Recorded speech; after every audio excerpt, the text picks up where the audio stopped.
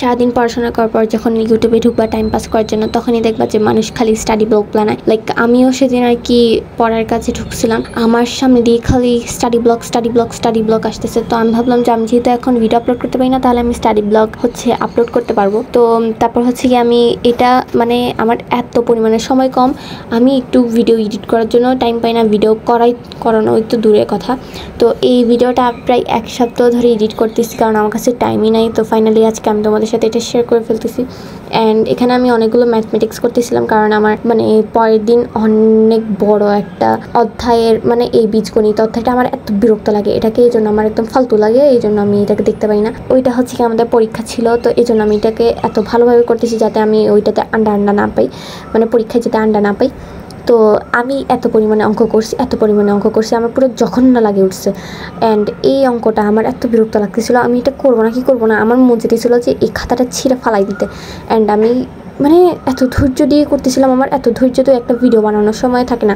And ভিডিওর সময় যে আমার কত স্ট্রাগল করা লাগে।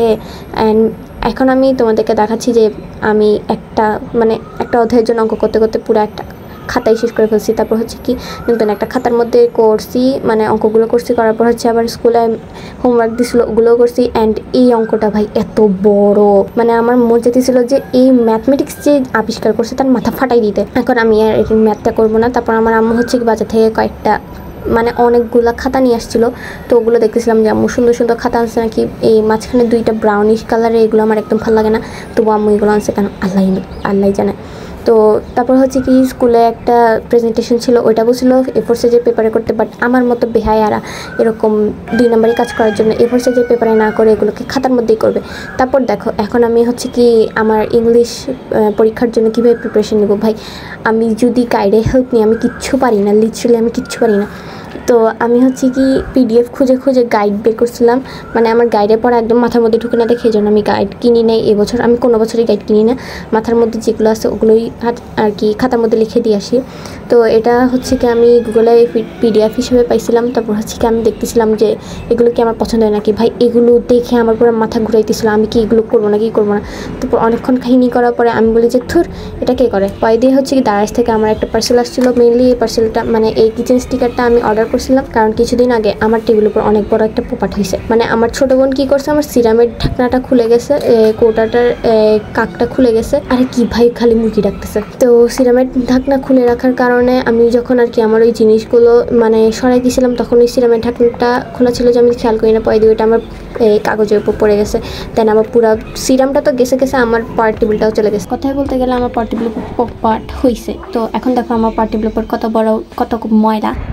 কিছুদিন আগেও তো পরিষ্কার করছিলাম, এতগুলো ময়লা আবার কথা হয়ে গেছে। চলো এখন এটাকে আমরা পরিষ্কার করব। আমার পরিষ্কার করতে একদম বিরক্ত লাগে। এখন অ্যাস্থেটিক ডেস্ক বানাইতে গেলে তো এখন অনেক স্ট্রাগল করা লাগবে। তো চলো এখন এটাকে পরিষ্কার করব। ভাই পরিষ্কার সময় আসলে আমার কোনো ধৈর্য থাকে না, আমার পুরো একদম মাথার তার ছিঁড়ে যায়। তো এখন আমি আমার পাওয়ার টেবিলে আসল লুকটা দেখাই দেবো। ভাই একদম পুরো পিছিয়ে, তাই না? দেখি সামনে বছর একটা ভালো পাওয়ার টেবিল নিব। তো এই জুম্বিওয়ালা পাওয়ার টেবিল আমি তোমাদেরকে বেশি দেখাতে চাই না, দেখে জন্য বেশি ক্লিপ নিই নে। এই কিচেন স্টিকারটা কি আমি অফলাইনে লাগাইছিলাম, কারণ অন ক্যামেরাতে যদি আমি লাগাইতে চাইতাম, ভাই এই যে আউটলুকটা আসছে ওই আউটলুকটা আরও বাজে আসছে। ফর দ্য ফার্স্ট টাইম লাগাইলে যা হয় আর কি, মানুষেরটা কেন এত সুন্দর হয়, আমারটা এত বাজে কেন হয়েছে। আমি অনেক আনস্যাটিসফাইড আমি আমার পাওয়ার টেবিল নিয়ে। এই সাইডে অনেকগুলো মানে বাবল ঢুকছে দেখে জন্য আমার মনটা খারাপ, বাট করা কিছু নাই, ভাগ্যে এটাই ছিল। বাট আমার এক সাইড ভালো আছে, আরেক সাইড পচা আছে, মানে এই সাইডে বাবল আছে আর ওই সাইডে ভালো আছে। তো যাই হোক, অল ওভার আমি আমার পাওয়ার টেবিল নিয়ে স্যাটিসফাইড, মানে আবার একটু আনস্যাটিসফাইডও। কি বলতেছি যে পাগল হয়েছি নাকি। তো এখন আমি আরেকটা পোপাটের কথা বলবো, আর সেটা কি আমি যখন এই জিনিসগুলো অর্গানাইজ করতেছিলাম, আবার মুরগি ডাকে কি ভাই।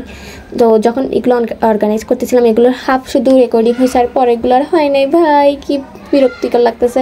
তো নেক্সটে আমি তোমাদেরকে আমার স্টাডি টেবিলের জন্য কিছু অর্গানাইজার, কি ভাই এরকম নয়েজ আসতেছে কেন।